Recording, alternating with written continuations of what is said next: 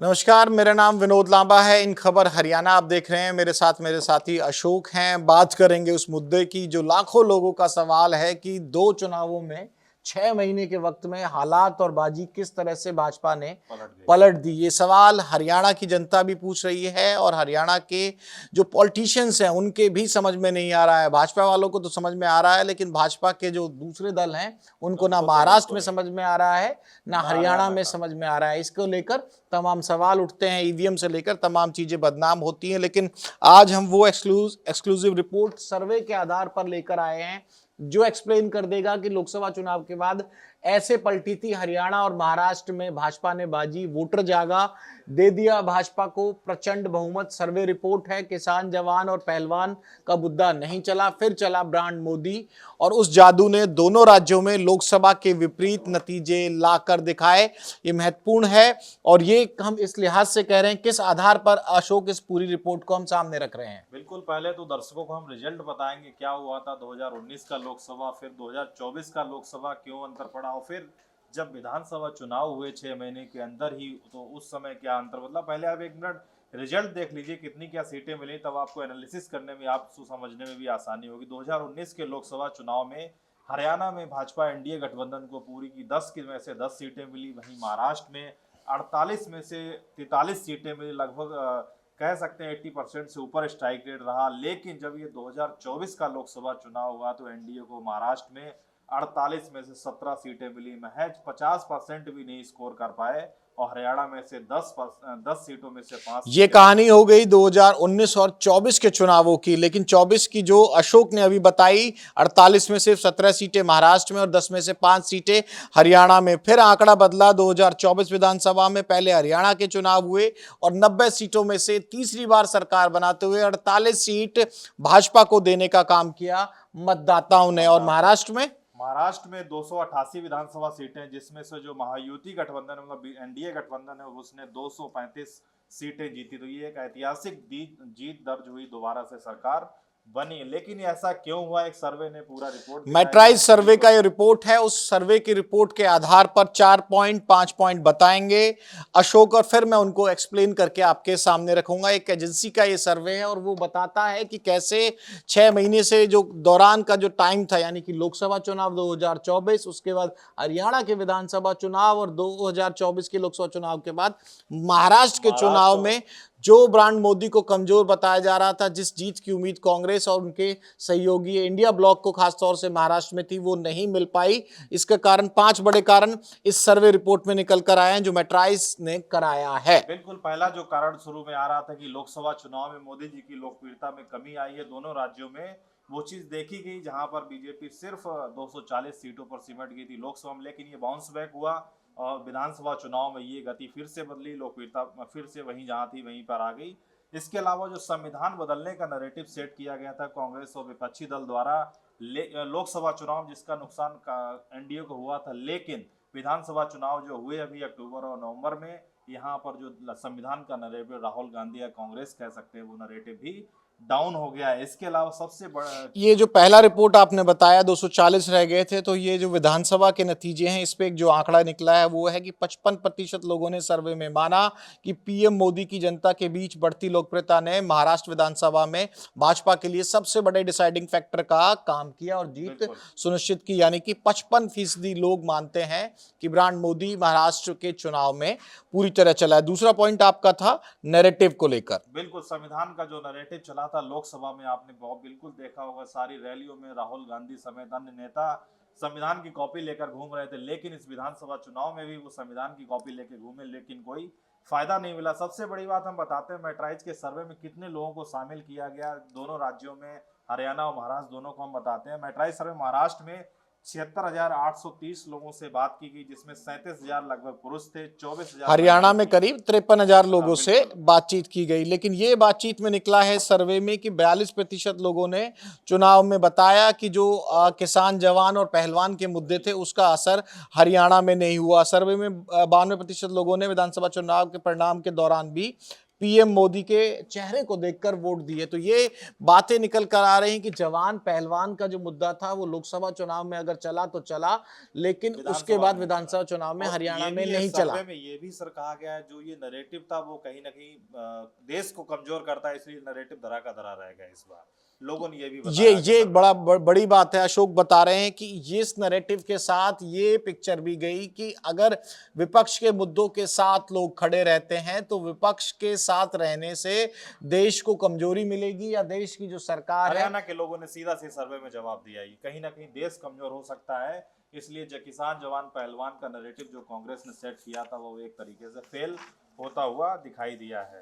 तो ये survey report कई बड़े खुलासे करती है, और कहीं ना कहीं ये सर्वे मुझे लगता है कि भाजपा के अलावा बाकी दलों को भी देखना चाहिए, और वो ये रिपोर्ट हमारी देखनी चाहिए, समझना चाहिए कि किस तरह से हरियाणा में सिर्फ ईवीएम पर सवाल उठाने से बात नहीं बनेगी। महाराष्ट्र में अब तक चौक है कि इंडिया ब्लॉक को किस तरह से नहीं मिले। इसमें शरद पवार जैसे बड़े लीडर्स भी शॉकिंग उन्होंने तो गिना दिया था, इतने वोट दूसरे पार्टी को मिले, इतनी सीटें मिली, हमारे इतने लाख मिले लेकिन हमें सीटें 10 के आसपास रहेंगी। ये भी एक बड़ा सवाल उठाया। तो हरियाणा में सबसे बड़ी बात सर ये था, जो आपने बताया भी, 52% लोगों ने कहा है कि उन्होंने सिर्फ पीएम मोदी के चेहरे के देखकर ही वोट की थी, जबकि 53% ऐसे लोग थे जिन्होंने सीधा ये माना कि मोदी जी की लोकप्रियता फिर से बढ़ गई है, इसलिए हालांकि इसमें एक फैक्टर जरूर जोड़ दें कि 45% लोग ऐसे भी हैं हरियाणा में सर्वे रिपोर्ट के हिसाब से कि जो सीएम के चेहरे बदलने को भी एक बड़ा फैक्टर मानते हैं, उसका लाभ भाजपा को देते हुए नजर आए। घटना हुई थी, दोबारा सीएम सैनी शपथ लिए थे, उसके बाद से जो 6 महीने का लोकसभा चुनाव प्लस ये टाइम। मैं किसी से बात कर रहा था, किसी लीडर से, उसके सामने मैंने एक रखा कि भाई ऐसा है कि जिस फ्रेशनेस की आप बात कर रहे थे कि भाई 10 साल की सरकार हो गई है,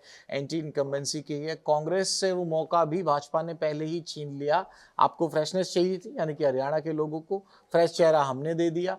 फ्रेश चेहरे के साथ हमने एंटी इनकम्बेंसी के कार्ड के तौर पर उन विधायकों को भी टिकट काट दिया, मंत्रियों के भी टिकट या उस तरह से नहीं दिए गए। कई विधानसभा बदले गए, सारे मंत्री थे जिनको टिकट ही नहीं मिली। और बड़ा शॉकिंग आंकड़ा है इसमें। दो चीज बड़ी शॉकिंग निकल कर आई। ये सर्वे की रिपोर्ट तो अपने हिसाब से बता ही रही है, हम लोगों का भी जो अनुभव खासतौर से हरियाणा को है। अशोक, एक चीज ये निकल कर आई कि 40 के करीब ऐसे विधायक हैं जो फर्स्ट टाइम है, पहले टाइम बने हैं।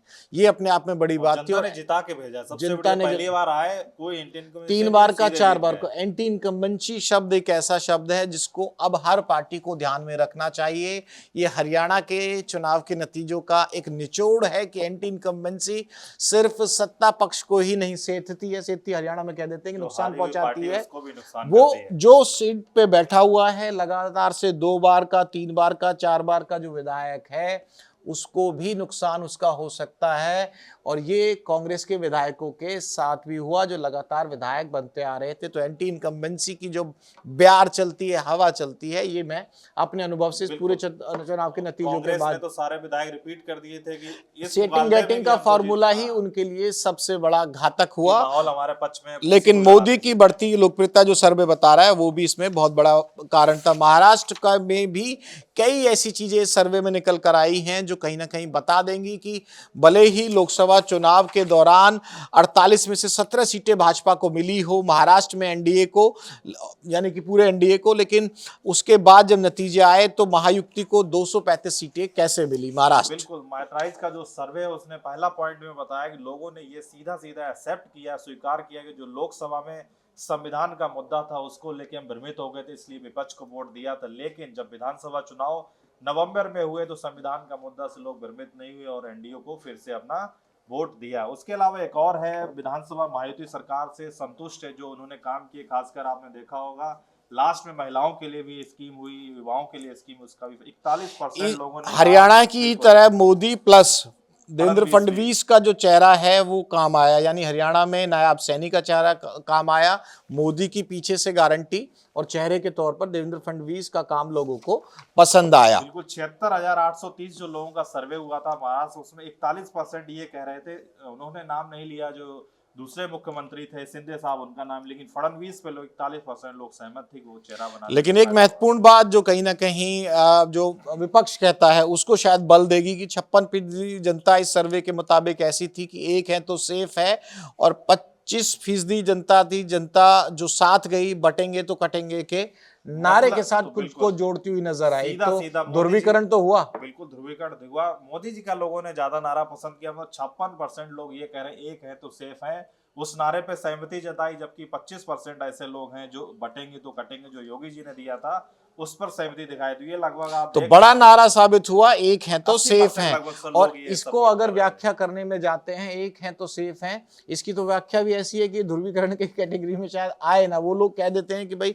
हम तो पूरे हिंदुस्तान की बात कर रहे हैं, हम तो छत्तीस बिरादरी की बात कर रहे हैं, एक है तो सेफ के भाजपा लीडर इसको ऐसे कहीं ना कहीं व्याख्यान भी करते एक है हैं। तो सेफ है ये कह सकते हैं, लोग पॉजिटिवली ले सकते हैं इसको, सकारात्मक मैसेज चला गया। तो ये लगभग 80% के लगभग ऐसे लोग थे जो इस मुद्दे से भी सपोर्ट। अब बात राहुल गांधी की भी करनी होगी। कहीं ना कहीं लोकसभा चुनाव के बाद उनकी जमकर तारीफ हुई थी कि वो किस तरह से एक बड़े चेहरे के तौर पर, वोट पुलर के तौर पर नजर आए थे। लेकिन 9% लोग ही कहते हैं महाराष्ट्र और हरियाणा के जिन्होंने राहुल गांधी के चेहरे को देखकर वोटिंग मतलब की, इसमें और से 54% सीधा ऐसे हैं, साफ 54 और 9 का जो आंकड़ा है, 54% जो है वो कहते हैं कि भाई मोदी साहब के नाम पर जो उन्होंने वोट दिए, और राहुल गांधी साहब के नाम पर सिर्फ 9% लोग ही वोट को टर्न आउट करते हैं। ये सर्वे रिपोर्ट कहती है, जो ट्राइज का सर्वे है उसके आधार पर। ये भी बहुत बड़ा शॉकिंग और चौंकाने वाला है। कहाँ 54% और कहाँ 9%। बिल्कुल 100 में से 54 लोग कह रहे हैं मोदी जी के नाम पे हम वोट दे रहे हैं, लेकिन सिर्फ 9% ही ऐसे लोग हैं जो ये कह रहे हैं हम राहुल गांधी के और नाम सबसे पर बड़ा वोट दे पॉइंट, रहे हैं। सबसे बड़ा पॉइंट सेल्फ गिल्ट की से अगर कहें तो सही होगा, सेल्फ गिल्ट में भी कहीं ना कहीं जनता नजर आई।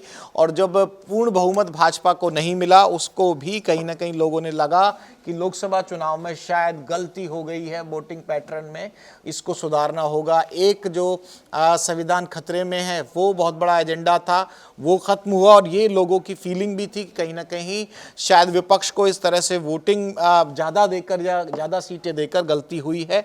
ये आत्मबोध भी कहीं ना कहीं विधानसभा चुनावों में गेम चेंजर बना।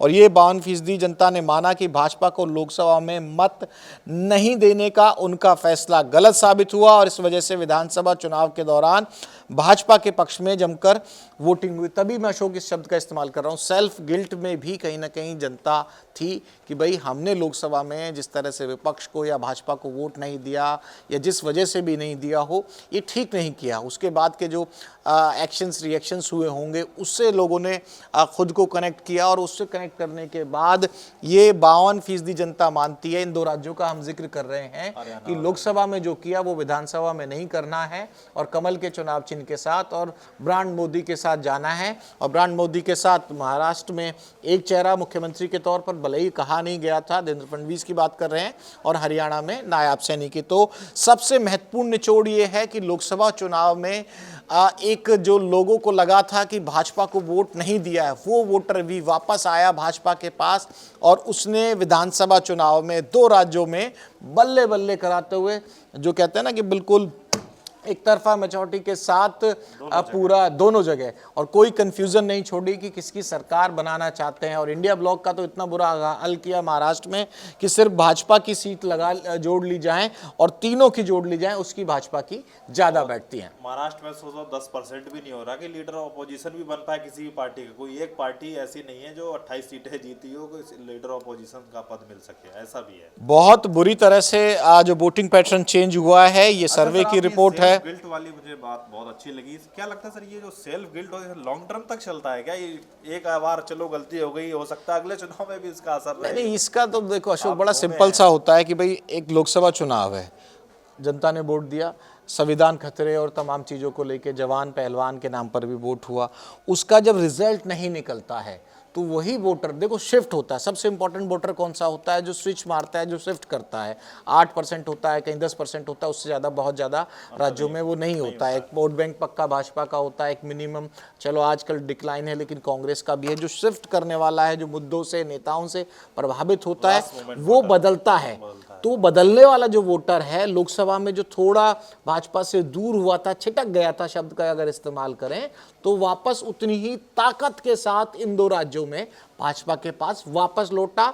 इसी वजह से क्लियर मेजॉरिटी उनको मिल पाई। ये वजह हो सकती है। हरियाणा में सर जो एक ईवीएम को लेकर, अगर ये सर्वे रिपोर्ट के माने, लोगों का ही ये सर्वे है, हमारा नहीं है, लोगों ने ऐसा कहा तो सर जो ईवीएम और अच्छा खासा आंकड़ा भी है, अशोक ने बताया भी कितने कितने करीब करीब कितने लोग शामिल किए गए, 76,000 के करीब जो लोगों से यहाँ बात की गई है महाराष्ट्र में, और 53,000 सैंपल साइज भी अच्छा खासा इसमें नज़र आ रहा है। तो मेट्राइज के सर्वे के मुताबिक जो अशोक आपका सवाल था एक बार दोहराइए, मैं फिर बताता हूँ उसका। ये पूछ रहा हूँ जो ये सर्वे रिपोर्ट हमारी कुछ मतलब ये जो कह रही है वो ये सिचुएशन जो करेक्ट है, लेकिन पॉलिटिकल पार्टी अपना नैरेटिव सेट कर ईवीएम को लेके, अब क्या लगता है ईवीएम का मुद्दा आगे तक जाएगा? नहीं, ये जो चीजें लोग बदल रहे हैं लेकिन लोगों को अंदर देखो, ईवीएम का है ही नहीं। हर दल को अपने अपने हिसाब से राजनीति करने का अधिकार है। चुनाव आयोग है, सुप्रीम कोर्ट है, और संवैधानिक जो संस्थाएं हैं उन पर तो भरोसा रखना ही होगा। मैं तो सीधी बात करता हूं, मैं कल एक इंटरव्यू करके आया, वो भी बहुत जल्दी इन खबर हरियाणा पर दर्शकों को देखने को मिलेगा, अभी इसमें बात नहीं करते हैं। उसमें मैंने सवाल बार बार पूछा कि इन चीज़ों को साबित कीजिए ना, अगर आपके पास कोई डाउट है। और कांग्रेस तो उल्टी गंगा बहा रही है। उल्टी गंगा मैं इसलिए कह रहा हूँ, अभी उनका साफ तौर पे कहना, आपने देखा होगा एक अधिवेशन हुआ दिल्ली में, जिसमें खड़गे साहब ने साफ तौर पे कह दिया कि हम तो पूरे देश में मूवमेंट चलाएंगे कि बैलेट पेपर पे चुनाव हो। और ये सिर्फ कोई खड़गे साहब अकेले नहीं कह रहे हैं, प्रियंका गांधी की स्पीच में कल सुन रहा था लोकसभा में, संसद में बोल दिया कि एक बार चुनाव करवा लो, बैलेट पेपर पे दूध का दूध पानी का पानी हो जाएगा। तो जब उनके बड़े लीडर्स यानी कि कांग्रेस के विपक्षी दल हैं, मुख्य लीडर ऑपोजिशन भी राहुल गांधी हैं, वो एक नैरेटिव सेट करते हैं, तो सेल्फ डाउट का तो जिक्र वहाँ आया था, दिमाग में संदेह चला जाता है। जिसने कांग्रेस को वोट दी होगी, जिसको लग रहा था कि कांग्रेस की सरकार आ रही है, चाहे महाराष्ट्र में या इंडिया ब्लॉक की हरियाणा में या फिर महाराष्ट्र में, उन जैसे लोगों को भी तो संतावना देनी है, बांध के रखना है। मैं किसी को आरोप प्रत्यारोप नहीं कर रहा, हर दल को अपने अपने हिसाब से राजनीति करने का है। चुनाव आयोग है, सुप्रीम कोर्ट है, वहाँ कोई भी बात चीज साबित करें, हम एज ए जर्नलिस्ट उस बात को भी यहाँ दिखाएंगे, भाई सुप्रीम कोर्ट ने यह मान लिया या चुनाव आयोग ने। जब तक नहीं माना जाता है तब तक तो हम यही कहेंगे कि हर दल को अपने अपने हिसाब से राजनीति करने का अधिकार है। और ये चीज़ें जो हैं सेल्फ गिल्ट से निकलकर, और जो आपने कहा उसका मुझे लगता है जवाब मिल गया होगा। जितने लोग हैं, आपको तो कुछ लोगों ने वोट दिया है ना, 39% वोट मिला है हरियाणा में कांग्रेस को। उन 39% को अगर ये कहोगे, कोई ये कहेगा कि मैं हार गया, ये तो कहेगा दूसरे वाले ने बेईमानी कर ली तो मैं हार गई। अगर सीधा ही कह देगा, इतनी राजनीति अब स्पष्ट नहीं रही है कि कोई अपनी हार को स्वीकार कर ले। वो मॉरल ग्राउंड्स की जो बात होती है, मॉरल ग्राउंड्स का जिक्र आया तो अब प्रदेश अध्यक्ष साहब का जिक्र करना पड़ेगा। हरियाणा की ज़्यादा खबर करते हैं, महाराष्ट्र की तो करते ही हैं हम, तो उसमें क्या है, अगर मॉरल ग्राउंड की बात होती ना तो प्रभारी ने पद छोड़ा अभी, और उन्होंने ऑफर किया, जिक्र आया, लेकिन हुआ तो कुछ नहीं। और प्रदेश अध्यक्ष साहब ने तो ऑफर तक भी नहीं किया। अब आप मानेंगे इस चीज को? तो मॉरल ग्राउंड्स तो फिर हर चीज पे बनते हैं। और मॉरल ग्राउंड्स क्या, यहाँ तो एक नेता किसी पार्टी का होता है, शाम को होते हुए दूसरी पार्टी का हो जाता है। तो फिलहाल सीधा ये कह सकते हैं, जो मोदी जी का ब्रांड था, जो लोकसभा में लोग कह रहे थे कि कम हो गया, वो बाउंस बैक हो गया फिर से।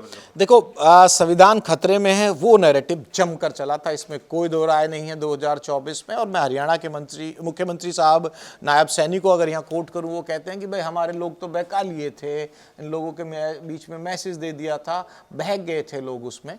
तो ये भाजपा काट के तौर पे कहती है, और ये एक्सप्लेन करती है कि वाई उन लोगों को 272 से ऊपर का जो मेजोरिटी मिलनी थी, जो 400 पार का नारा था, वो कामयाब क्यों नहीं हुआ।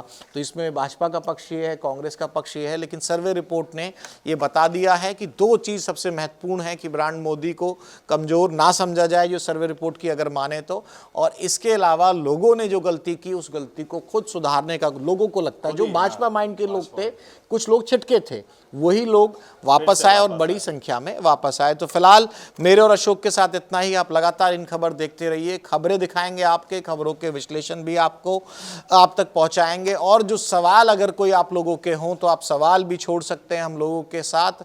उन सवालों के जवाब ढूंढकर हम ऐसी रिपोर्ट बनाएंगे जो आपकी सरल भाषा में आपको सीधा समझ में आ जाए और किसी कंफ्यूजन में आप ना रहें। फिलहाल मेरे और अशोक के साथ बहुत बहुत धन्यवाद, शुक्रिया, नमस्कार।